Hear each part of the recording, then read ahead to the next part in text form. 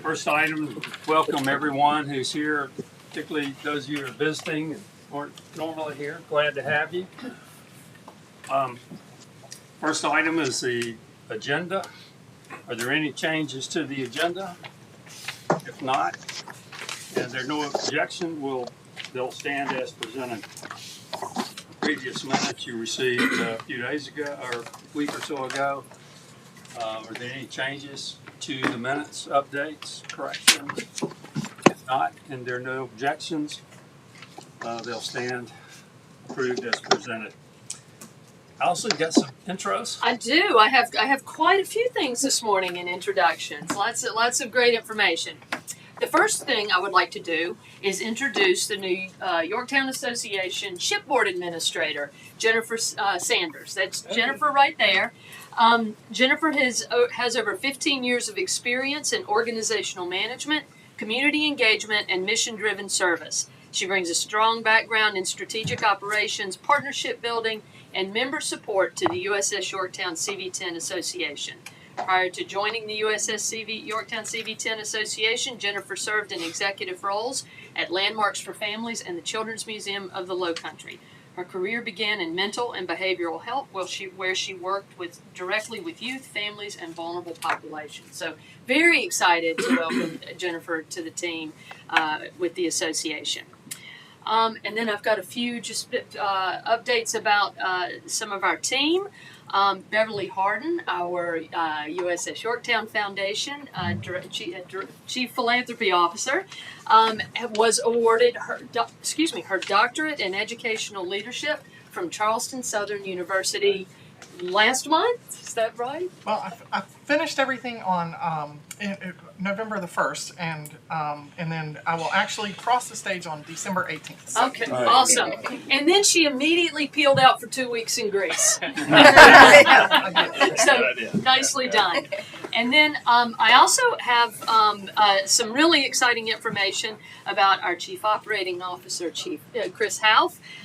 Chris has completed the MBA program at the University of South Carolina, Aiken, with a specialization in finance and human resources. So you will cross the stage December and the 10th. December the 10th. But I'm going to keep going because he's been a very busy man this last several months. He has also been taking part in the Riley Institute's initiative at Furman University this fall, and he'll complete that program in December and will then be recognized as a Riley Fellow. And also, we're not done, Chris has been selected to serve as a volunteer advisor on the board of the South Carolina Federal Credit Union, one of the state's leading member-owned financial institutions. He'll begin serving that position in the spring. So Chris has had a lot going on, so lots of good news from our team. Chris does all of that with the very big job that he has here in a family. So anyway, congratulations to both of you on that. Those are amazing accomplishments. And then lastly, we got a text last night that Mike Hunzinger, our Laffey Association president, rolled into town. There you are. And so, Mike, if you don't mind, I would love for you to share a little update on what the work party did. Well, to start with, I just got reelected to another 3 years as the president. I started with the Laffey Association 5 years ago. The first 2 years as the cook, and then the last 3 years as president. So now I got another 3 years. So we've had about, I think, 12 work parties since I became president. But we're going really strong. So I think it's been maybe a year since I've talked to you. So I'll just review a couple of things. We were here last January during the ice and snowstorm, and got a lot of work done. We had some folks from Volunteer America, which is kind of like the Peace Corps, but domestic. It's a federal program, and we had about a dozen young men and women come out and work on the ship, all in their early 20s. Helped us clean off the snow and ice, and helped us on our big project that we've been working on for going on 12 years now, to open up the aft fire room to the public. And so they did a lot of hauling out pipes and rust and stuff like that. We were interrupted by the snow, and thanks to the Yorktown Foundation, they put us up at the hotel for a couple of days. And I want to mention the Yorktown Foundation has been very supportive of the Laffey Association. In the last couple of years, we've really developed a good, close working relationship. And I've already given these two young ladies a tour of the ship. a few weeks ago, and so I expect in the future we'll continue having a good relationship with them. This past spring we had our reunion concurrent with our work party, and had a good turnout for that. Great support from the everybody over at PPDA. We had our reunion dinner aboard the ship, and that worked out great. I wanted to mention that our work party that we had a couple of weeks ago really highlighted a great working relationship that we've had with all the shops over here at PPDA, but Bob and Randy in particular, the electrical and the ship fitter shop, those are guys we talk to almost daily. But a number of David's here somewhere, a number of guys in his shop have just been very supportive of us. And what I noticed at this last work party was there were several PPDA employees that just went out of their way offering us a hand when we needed a forklift or we needed metal transported down the pier and that sort of thing. So I think that our green shirts have become recognized, and it's a great, perfect working relationship. Bob's guys and we have a couple of guys that specialize in electrician work. We've got probably 98% of the ship swapped over to LED right now, so that's nice. The lighting's more reliable. The light bulbs don't have to be changed as often and that sort of thing. Randy's shop's been helping us doing metal work down in both the fire room, but we're also we've got 3 of our local volunteers have been working on the steam line where the sailors would get served their hot food as they proceeded into the mess hall. And so they did some welding for us here recently on that project. I've been working with Allison and David and Brian Parsons, whose day's off today, I think. We're targeting to open up that fire room when the ship comes back from the yards. So we're looking forward to that. It'll be about 12 years in the works doing that, but we made a lot of progress. A couple of weeks ago this summer, thanks to Allison, we dialed into the Bosch engineering folks here in town, 1,800 employees, and we had a dozen of them come out several days a couple of weeks ago, and these are all young men and women that are very tech savvy. A lot of them are mechanical engineers and tech kind of people. Perfect for working on the ship and having the right skill sets for what we need. And I think that's going to be a great workforce to tap into going down the road. Bosch will donate some more tools and blades and grinding wheels and things like that we need. So that's nice. Looking forward to having them as a partner. I wanted to mention, I was telling James last night, I got kind of all choked up. I probably will again now, but Ben McCormick, the young man that connected with Allison last spring that resulted in getting Bosch people connected, he was sitting aboard the ship at the end of it was midday, it was lunchtime on his second day of working on the ship, and one of the old Laffey sailors asked him how things were going working on the ship, and Ben was sitting there in his bright green t-shirt, and he said, well, I'm taking home a little bit more of the Laffey today than I did yesterday. And he was just all grubby from crawling around down the fire room, and it's just a joy to have people from the younger generations be so excited about an 80-year-old ship and being involved. So we're really looking forward to having those folks on board. So anyway, everything's going really well.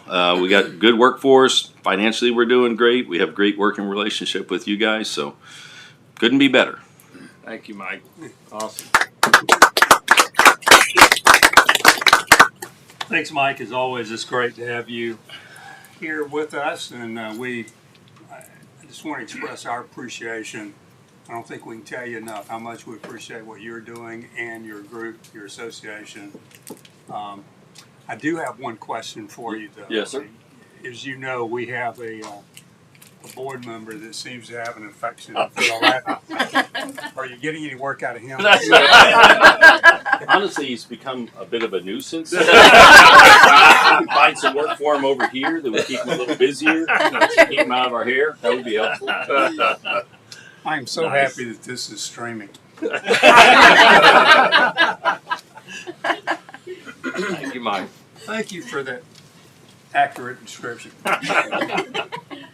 And Chris, Beverly, congratulations. That's pretty awesome stuff. Proud of you. Thank you for all y'all do too. Okay, anything else, Allison? Yes, sir. Finance, Nick.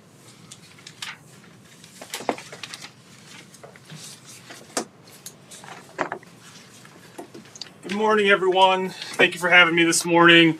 Finance Committee did not meet this month. However, I just have a few brief highlights to go over real quick. A few days after last month's board meeting, I sent everybody the final drafts of our audited financial statements. I didn't field any questions, so I assume everybody read them and were satisfied with the statements. If not, just reach out to me. But there was really nothing, no material changes from what I provided a few months prior, just some accounting housekeeping items related to like non-current liabilities and whatnot. So again, if you have any questions, just please reach out to me.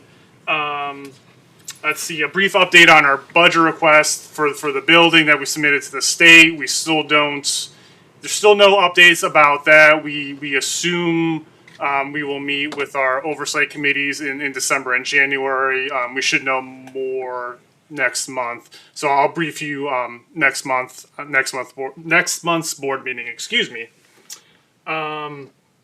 It looks like we are going to be on the JBRC agenda in December for the pier repair project. This was a budget item that was approved in our budget for the pier repairs at an approximate cost of $1 million.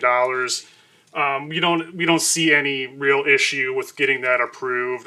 Everything's been submitted on time, so we're looking forward to getting that approved and getting that done here in the coming months. If you noticed, our cash balance has gone positive for the first time in this fiscal year so far. You know, a lot of our expenditures are front loaded at the beginning of the fiscal year. So the natural flow is, you know, our cash sort of dips and then it rises during September, October. And then as we get down into the off season, it's going to decrease. And then by springtime, it should go positive again. That's normal course of our cash balance. I think that's about all I had this week. Like I said, it's, you know, just brief update items this month. So if I'll field any questions if anybody's got anything. But you know, I still think we're in great financial shape. We still have plenty of cash. We have cash on hand to fund all these projects we want to do. So I think we're in a good place. Yeah. Any questions to Nick? If not, Nick, thanks so much. Thank you. As always, good job. We have two. Each year we have, for a number of years now, we have provided a Christmas bonus to employees.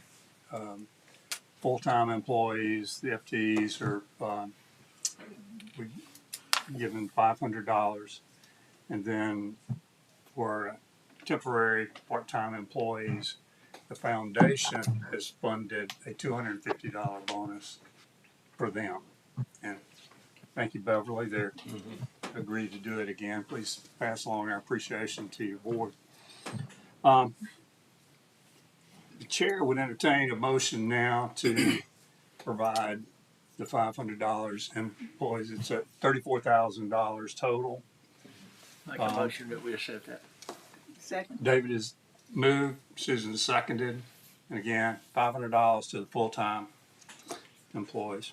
$34,000. Any comments, questions?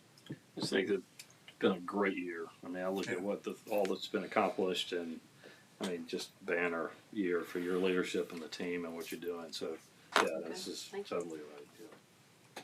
Thank you. If there's no further discussion, all in favor of the motion, signify by saying aye. Aye. Aye.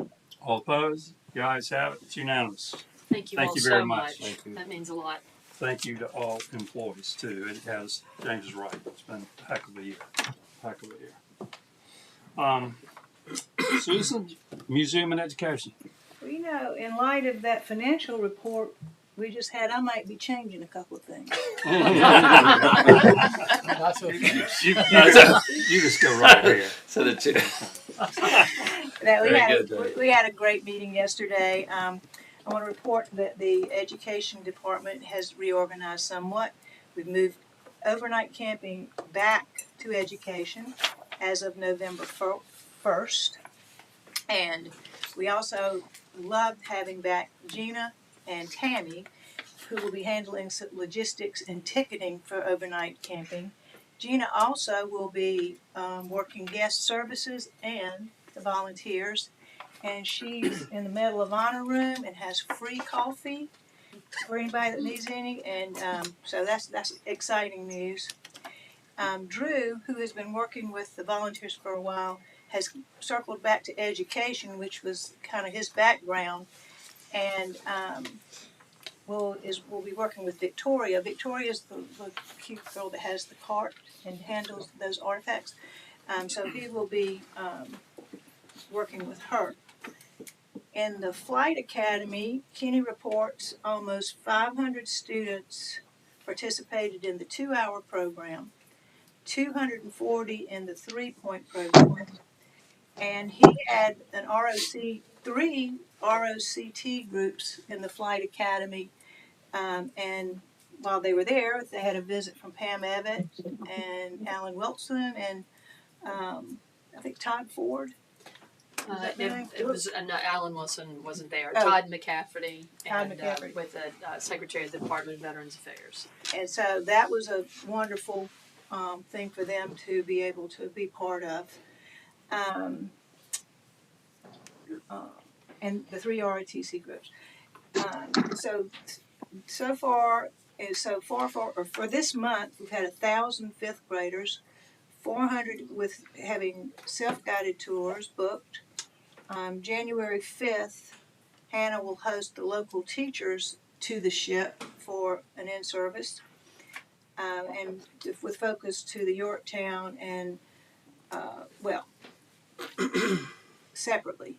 Collections Department continues to identify relics that will focus to the Yorktown and Patriots Point 50th anniversary coming up. And another highlight was the Resiliency Office, the SCORE office, has requested a model of the Yorktown to display in the lobby of their office. So that was a spin-off Got of the that. Office of that- Resilience. That's pretty cool. That is cool. Do they want a jar of the sludge? They already have them. I was thinking That ought about to be if on they could display. get little itty bitty barrels, you know. That would be great in a little truck. Yeah, a little truck. Let's see. Operation Overnight has hosted 1,300 campers year to date, and has approximately in October 275, and November 390. Model of the USS Yorktown. I don't know. Did you have a question? Or just talking? Oh, okay. So anyway, and then Allison will correct everything that I just got wrong, and she will have a progress update in her executive director's report. Great. Development, Chris?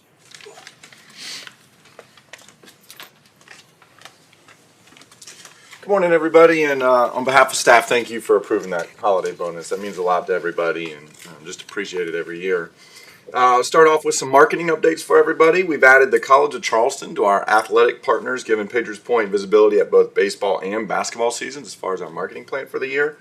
The website, the team has been really working on our website. There was some navigation portions of how to get to different web pages, and some of them were taking you to the same places, kind of duplicate paths. So they really worked the front page of the website to make that a lot better for our visitors. And great job, especially for Lauren, for doing that. Holiday YouTube campaign. We have a lot of things going on over the holidays to promote ticket sales that we're really paying attention to right now. But a targeted YouTube ad will promote Patriots Point to holiday travelers, and it launched on November 15th. This is a new thing for us, and will go throughout the end of the year. You'll see in your reports, though, I think the section that Sam gives us gets longer and longer for earned media, which is a great problem to have. But we secured strong media attention this month, highlighted mainly by the governor's press conference announcing the completion of that remediation project.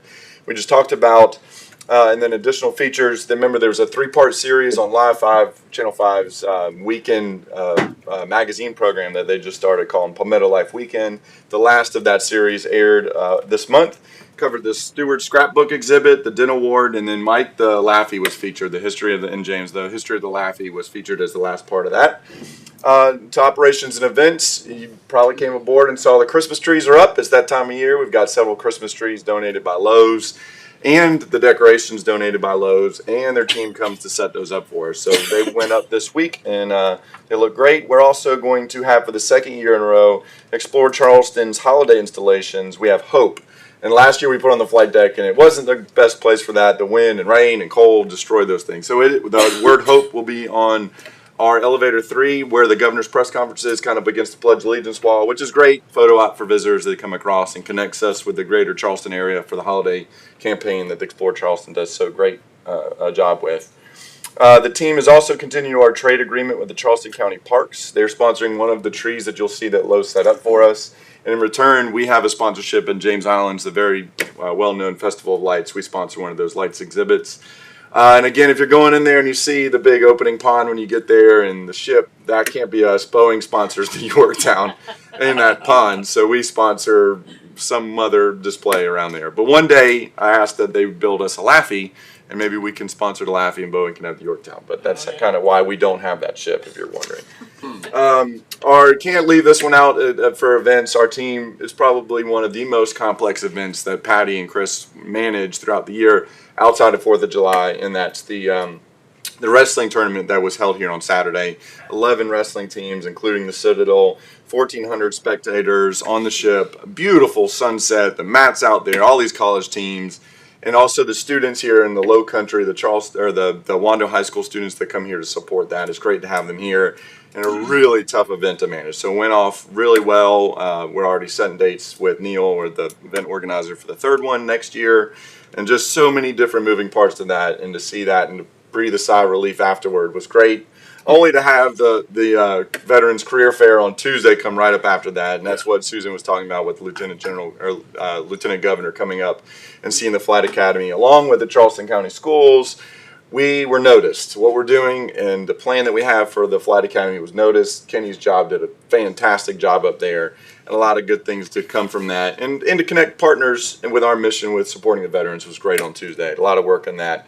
So I'll end with the kind of recap of events in October. We had 13 different events and 3,150 guests. And the fall is just tough for us, and we really did a good job. I can't say enough for our marketing, events, Operation Overnight, education, website, IT. Everybody's working together, and we appreciate all the support. Any questions? Great job. It was Any noted questions? during the wrestling by some of us Citadel grads that some Air Force people experienced their first hard landing on a carrier day. Of some Citadel wrestlers. So, inter-service stuff going on there. Nicely done. Mayor, I know you're a big supporter of the Summerall Guards for Yeah, I'm part sorry of I Veterans missed that. Day, and can't leave that one out. I shouldn't have. Yeah, I'm sorry I couldn't have been here that day, but I've made every other one but that one. But thank y'all for doing that. As a former member of that unit, it means a lot to see them performing up here. Yes, sir.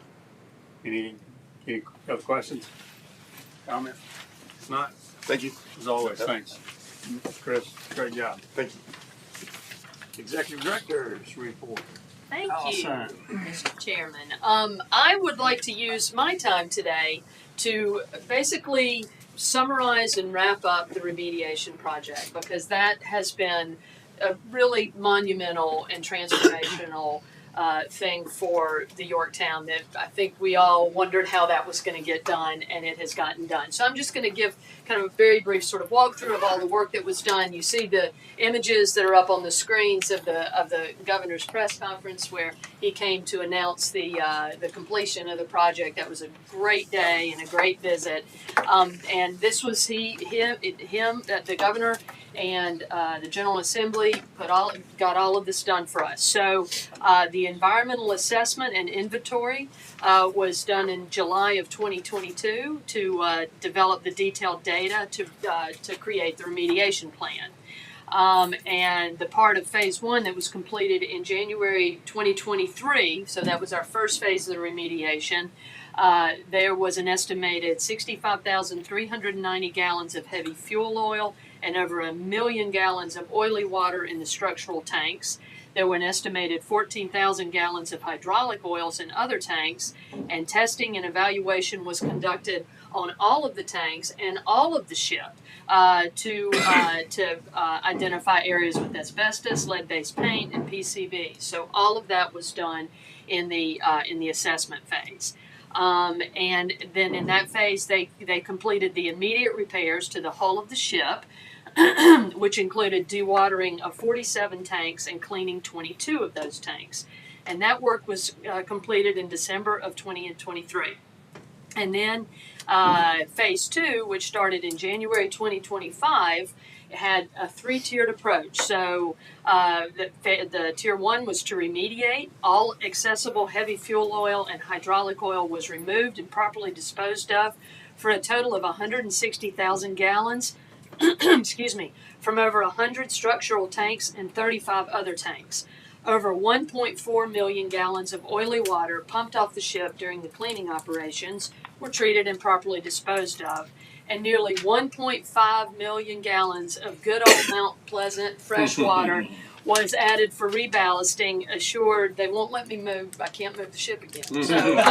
So they nailed her down, so I could not straighten her up again. Over 80 oily spaces and fluid spills were mitigated. Areas with potential PCB contamination in high contact areas were cleaned, and PPDA continues to conduct routine removal of paint chips to reduce risk of exposure to lead-based paint, and areas that needed to be isolated have been for quite some time now once we were aware of them. We had 84 contractors here in the last phase. I believe the number I heard was 600 trips up and down the pier of the tankers, and the SCORE team and all of our partners, our contractor partners, were absolutely amazing.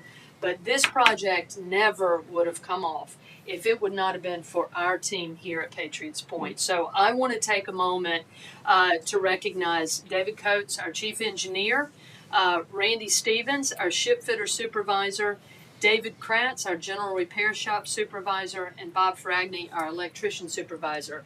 It was the whole team, but these 4 men really led this project. They were day in, day out. They stayed on top of everything, and David's leadership and his expertise, I cannot say enough about the level of talent that we have here on the ship. So I'd like to give David a chance to say a little something about the project. Okay, thank you very much, Allison. So our mission was to take care of 80 contractors, keep the ship open, and we did. We had to route everything. We worked everywhere from the first 650 feet of the ship is basically what was affected by the oil remediation. The contractors were under mandate that they could not close the ship. We had to stay open. Everything had to go through the freight elevator entrance that maintenance installed about years ago. So we did that, and we were able to do that by all of our groups working together. The electricians had to provide power in places that have never had power, and all the engineering spaces were affected. They had to have lighting, they had to have safe ladders, they had to have all the things that the OSHA requires, and all that had to be done. We had to cut holes from one end to the other on the port and starboard ship so that people could transgress through the ship without coming up to the tour routes. And that was all done successfully. We had to make portable power stations. Everything runs from switchboards, and everything has different power: 110, 230, 460, 3-phase, single phase. Bob's crew had to take care of every bit of that. Booster pumps. Everything that we had to do, we had to continuously monitor water levels. Right now we have enough water on board, more than we've ever had. And we are, we're good to a 10.5-foot tide. We haven't been that in 50 years. Wow. So we've got, we're more stable.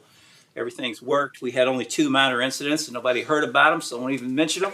and they were very minor. And that, when you've got this many contractors and this much work going on, just can't say enough about the crews, and we appreciate the the help and the cooperation from everybody else that was on the ship. The smell wasn't near as bad this time as it was the first, and it had potential to be much worse because of the heat that they had to use to get this sledge out.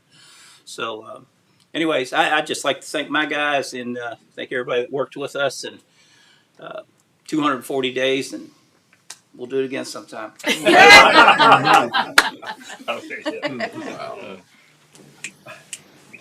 That's what I had. Thank you so much, David. Just a great partner and worked so closely with SCORE and with our project leadership. It was really, I can't tell you the level of communication that we maintained through this whole project, and to have it come off like it did is and on time. I don't want to forget that. And I want everybody to look right. There's a picture you can see David with the governor. David gave Governor McMaster a private tour of some of the remediation area. I just want to echo what Allison said. I think our group did an awesome job. And as I noted at the news conference, it never ceases to amaze me that we were able to operate normally when you knew what was going on below decks. And you looked at those tankers, it's hard to believe that we were able to operate as if nothing was happening. It really is. And it was just amazing how well that went, even with the unnamed hiccups. So we appreciate, David, so much what you and your crew did. And I know it affected a lot more staff than just your team, but certainly that your team made it happen. And we appreciate what all staff did to accommodate during that whole process. But got some great coverage out of it. I mean, all over the state, super coverage out of the news conference with the governor. So, anything for Allison? If not, are there any public comments? Seeing none, if there are none, Chair will entertain a motion to move into executive session to discuss contractual matters related to Patriots Annex, the College of Charleston property, a vendor contract. Is there a motion? David is moved. Is there a second? Second. Moving to executive session. All in favor of moving executive session, signify by saying aye. Aye. Aye. All opposed? The ayes have it. Thank you. We'll take about a 5-minute break. I did send that to you. Okay, so I've got it.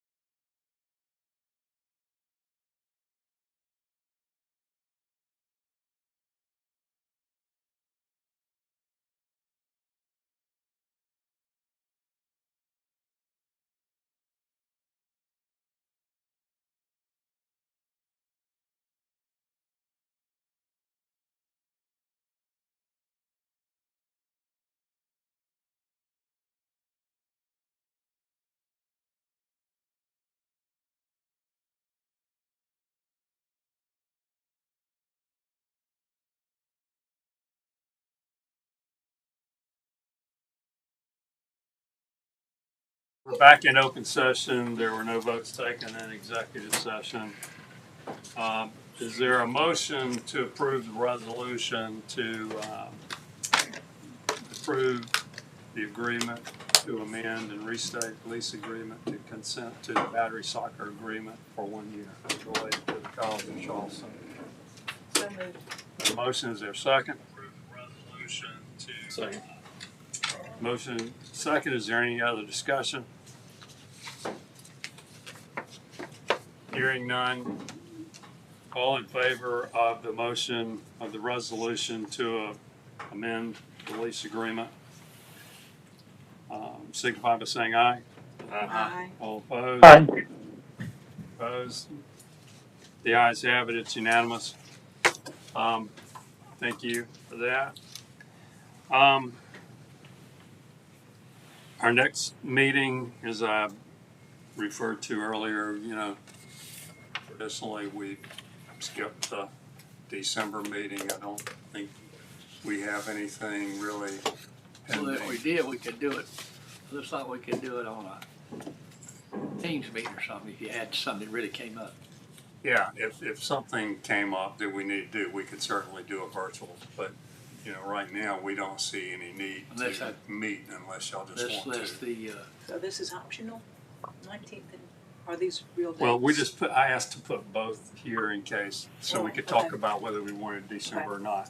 Okay. Because it would be the 19th if we were following our normal schedule, or we can, if we don't do December, then January 16th is the next meeting.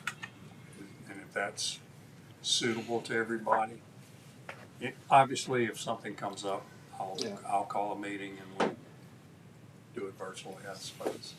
So it's happy Thanksgiving, Merry Christmas, Happy Holidays. Oh, Yeah. wow. There you go. There you go.